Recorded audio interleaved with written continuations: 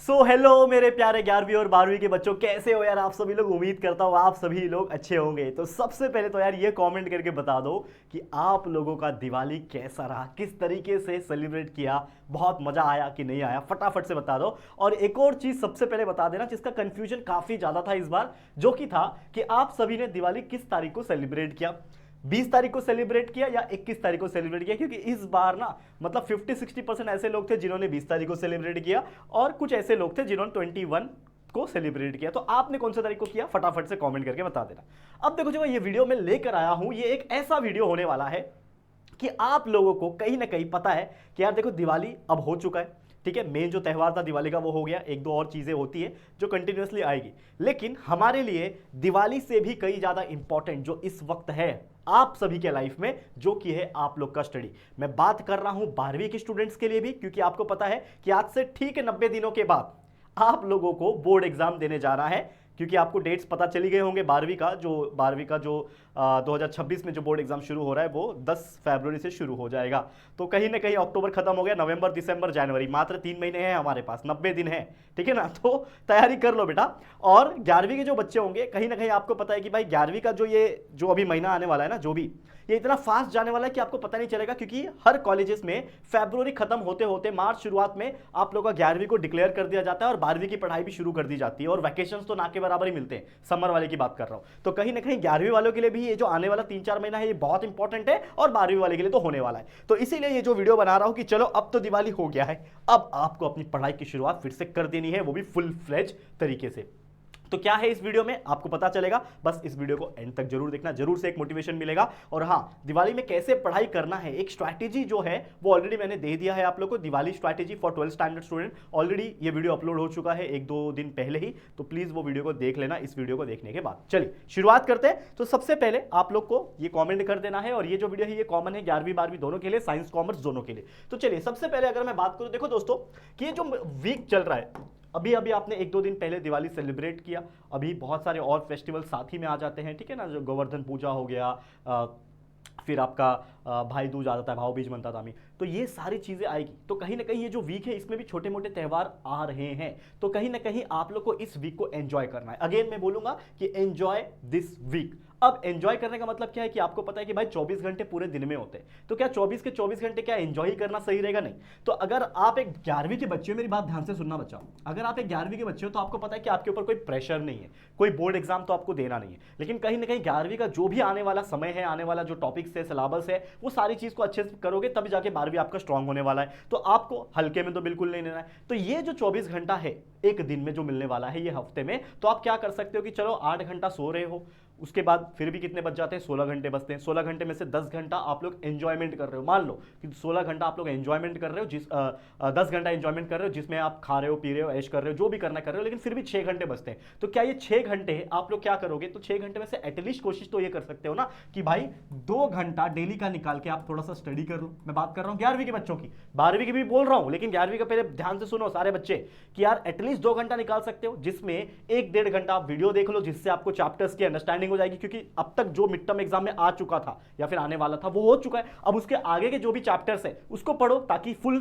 जब एग्जाम होता है आपका फाइनल एग्जाम, उसमें तो सारी चीजें आ जाती है ना, लगभग 70-80% ऑफ सिलेबस आता है आपको पूरे 11वीं के आखिरी वाले फाइनल एग्जाम में। तो आपको अच्छे से पढ़ के रखना है ताकि 12वीं आपका मजबूत हो सके। जितना 11वीं मजबूत करोगे, बेस स्ट्रॉन्ग करोगे, उतना आपके 12वीं के लिए अच्छा होगा। और 12वीं बहुत जल्दी स्टार्ट होता है, ये बात ध्यान में रखना।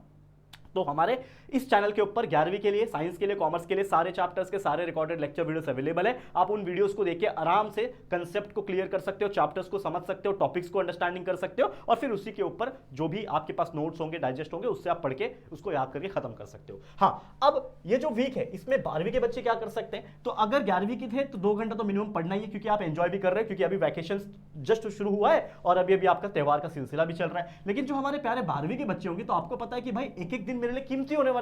क्योंकि अगर मैं ऐसा मान के चलूं कि हमारे पास 90 दिन है, और हमारे चैप्टर्स अगर मैं बात करूं, मान लो हर सब्जेक्ट में 15 चैप्टर है एवरेज, साइंस में तो है ही, साइंस स्ट्रीम वाले को पता है कि हर सब्जेक्ट में 15-15, 16-16 चैप्टर है। तो मैं 15 पकड़ के चलूं तो 15 4 होता है 60, यानी आपके पास टोटल 60 चैप्टर है, और दिन कितने मिल रहे हैं, ओनली 90 दिन। तो कहीं ना कहीं आपको ये तो अंदाजा हो गया है कि भाई इसको अगर मैं 60 को 90 से डिवाइड करूंगा तो 1.5 पर चैप्टर, यानी कि एक चैप्टर पढ़ने के लिए मात्र 1.5 दिन आपको मिल रहे। तो 1.5 दिन में आपको एक चैप्टर पढ़ के कंप्लीट करना है, जिसमें आप उस चैप्टर के वीडियोस देख रहे हो या फिर अंडरस्टैंडिंग कर रहे हो, उसको याद कर रहे हो, बाय हार्ट कर रहे हो, और इवन द रिवाइज, ये सारी चीज करके खत्म करना है 1.5 दिन में एक चैप्टर में। तो क्या ये पॉसिबल है? बिल्कुल पॉसिबल है, लेकिन दिखने में ज्यादा पॉसिबल नहीं दिखता। तो कहीं ना कहीं एक एक दिन हमारे लिए कीमती है। एक एक दिन अगर आप वेस्ट कर लोगे, कुछ नहीं करोगे, आज एक दिन कुछ नहीं किया, आराम किया, एंजॉय किया, कुछ नहीं किया, अगले दिन भी कुछ नहीं किया, लगातार 2-3 दिन अगर वेस्ट हो रहा है, तो कहीं ना कहीं हम अपने 2 से 3 चैप्टर को वेस्ट कर रहे हैं। तो ये बिल्कुल नहीं होने देना, क्योंकि अगर आप ये कर दोगे तो कहीं ना कहीं जो आपका जो सपना है ना बोर्ड एग्जाम में 80% निकालना या फिर 90% निकाला, वो सपना सपना ही रह जाएगा। और सिर्फ बोर्ड एग्जाम की मैं बात कर ही नहीं रहा हूं, आपको कॉम्पिटिटिव एग्जाम्स भी क्रैक करना है, क्योंकि साइंस स्ट्रीम के बच्चे को तो पता ही है भाई, आगे जाके मेरे को कॉम्पिटिटिव एग्जाम्स के बदौलत ही मेरे को पर्टिकुलर कॉलेजेस में एडमिशन मिलेगा, चाहे मैं जेई दूं, नीट दूं, या फिर मैं एमएसटी सीटी एग्जाम दूं। तो ये समझ के चलना है। सेम अप्लाई होता है कॉमर्स के बच्चों के लिए भी, तो ये चीज मान के चलना है। तो 12वीं के बच्चे कोशिश करो कि ये जो वैकेशंस में एंजॉयमेंट भी जो आप कर रहे हो ना, एंजॉयमेंट के साथ साथ कोशिश करना कि 4 से 5 घंटा मैं डेली पढ़ाई करूं। ये तो मैं किसकी बात कर रहा हूं? इस हफ्ते की बात कर रहा हूं। लेकिन जैसे ही ये हफ्ता बीत जाएगा, जिसमें एक हफ्ता हो गया, अब आपने पूरा एंजॉयमेंट भी कर लिया, थोड़ा थोड़ा स्टडी भी डेली कर रहे थे, लेकिन अब उसके बाद आपको फुल फ्लेज तैयारी करनी है, क्योंकि इसमें अब आपका कोई त्यौहार नहीं आने वाला, बीच में कोई ऐसा चीज नहीं आने वाला जो आपको डिस्टर्ब करेगा। तो टाइमिंग बढ़ा दो। 11वीं के बच्चे आप 3 घंटा कर सकते हो, और जो 12वीं के बच्चे हो, मेरा रिकमेंडेशन अगर मानोगे ना, सच बोल रहा हूं, दिल से बोल रहा हूं, कि ये हफ्ता जाने दो, लेकिन एक और हफ्ता जो बचेगा आपके वैकेशन का, आखिरी हफ्ता जो रहेगा ना, जिसमें आपको कुछ नहीं करना है, हो सकता है तो कॉलेज जाना नहीं होगा, छुट्टी होगा वैकेशन का, लेकिन अगर मान लो ट्यूशन वगैरह जाते होंगे तो वो 2 घंटा निकाल लो, फिर भी आपके पास 12-13 घंटा बचते हैं। तो उस 12-13 घंटे में ना, मेरी बात मानोगे ना, सच में बोल रहा हूँ, दिल से सुनो ध्यान से, कि अगर कोई व्यक्ति मेरी बात मान के 7 से 8 घंटा डेली सिर्फ और सिर्फ पढ़ाई करे, जिसमें वीडियोस भी देखना है, समझना भी है, मैथ्स है तो मैथ्स के एग्जांपल्स को प्रैक्टिस करने हैं, और क्वेश्चन के आंसर्स को बाय हार्ट भी करना है, डेरिवेशन को प्रैक्टिस भी करना है, ये सारी चीज अगर कोई 7 से 8 घंटा रेगुलर हर दिन करे, और ये सिर्फ 1 घंटा कर ले, तो 56 घंटे होते हैं। 8 घंटा डेली पढ़ रहे हो, 7 दिन के हिसाब से एक हफ्ते में आप 56 आवर्स पढ़ाई कर रहे हो। और ये 56 आवर्स के अंदर मैं गारंटी देता हूं भाई, मैं गारंटी देता हूं, कम से कम अगर आप 1 घंटे में आप जो काम कर रहे थे 56 आवर्स में कितना कर पाओगे, ये आप इमेजिन नहीं कर सकते, कितना आगे निकल जाओगे। तो ये चीज मैं आपको सिखा रहा हूं, तो करो। अब जो बच्चा 11वीं में है, उसको तो कोई बोर्ड नहीं देना, तो रिलैक्स मोड में पढ़ाई करो, कोई लोड नहीं है, लेकिन पढ़ाई करना है, ये मैं बोल रहा हूं। और 12वीं के बच्चों को तो फुल फ्लेज करना है, ठीक है। तो अभी से लेके 4 से 5 दिन और ले लो, मजा मस्ती करो, थोड़ा थोड़ा पढ़ाई करो, लेकिन उसके तुरंत बाद आफ्टर दैट आपको अपना स्टडी का फुल फ्लेज वर्जन चालू करना है, जो कि मैंने ऑलरेडी यहां पे डिस्क्राइब कर दिया। आप इसी मौके पे अपने दोस्तों से आगे निकल सकते हैं, क्योंकि आपको पता है एक मार्क्स से लोग पीछे रह जाते हैं।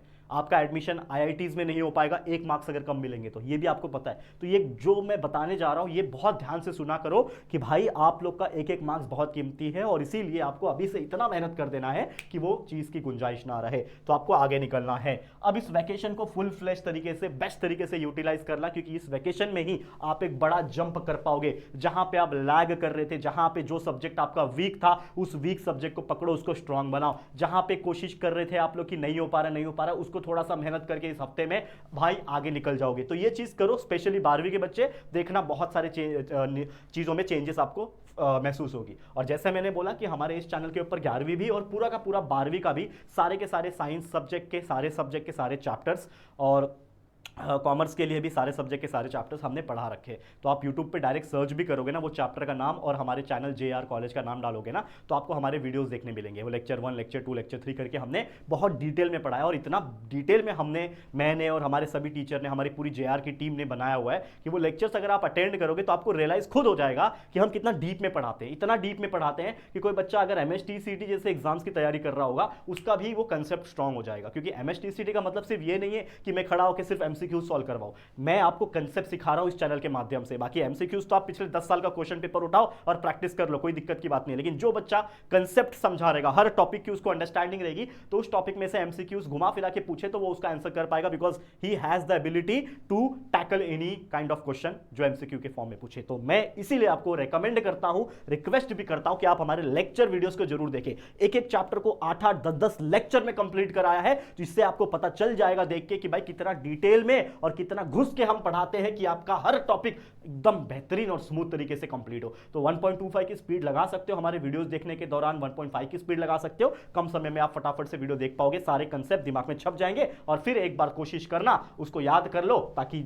लाइफ टाइम उसको याद रख सको। लाइफ टाइम तो याद नहीं होता लेकिन ज्यादा समय तक याद रख सको। तो हमारे सारे लेक्चर वीडियोस अवेलेबल है, उसको देखो। प्लेलिस्ट भी बना रखा है 11वीं 12वीं सभी सब्जेक्ट के अलग अलग, तो प्लेलिस्ट सेक्शन में जाके भी आप वीडियोस को स्क्रॉल करके ढूंढ के पढ़ सकते हो। लेकिन देखो जरूर और दोस्तों को शेयर जरूर करो, ठीक है। लेकिन इसके अलावा अगर कोई आपके मन में टॉपिक है जिसके लिए मुझे वीडियो बनानी चाहिए तो आप वो टॉपिक का नाम हमें कमेंट कर सकते हो। कमेंट सेक्शन आपके लिए हमेशा खुला है बच्चा, आप कमेंट कर दो वीडियो का टॉपिक डाल के। अगर बहुत सारे कमेंट उसी सेम टॉपिक पे आए रहेंगे तो डेफिनेटली इसी वेकेशन में मैं आपके लिए वो वीडियोस रिकॉर्ड करके अपलोड कर दूंगा, ठीक है। तो ऑल द वेरी बेस्ट। फिलहाल आज के लिए इतना ही, यही था मेरी तरफ से मोस्ट इंपॉर्टेंट वीडियो जो आपको कहीं ना कहीं बहुत बूस्ट करेगा और मोटिवेट करेगा। तो आज के लिए इतना ही।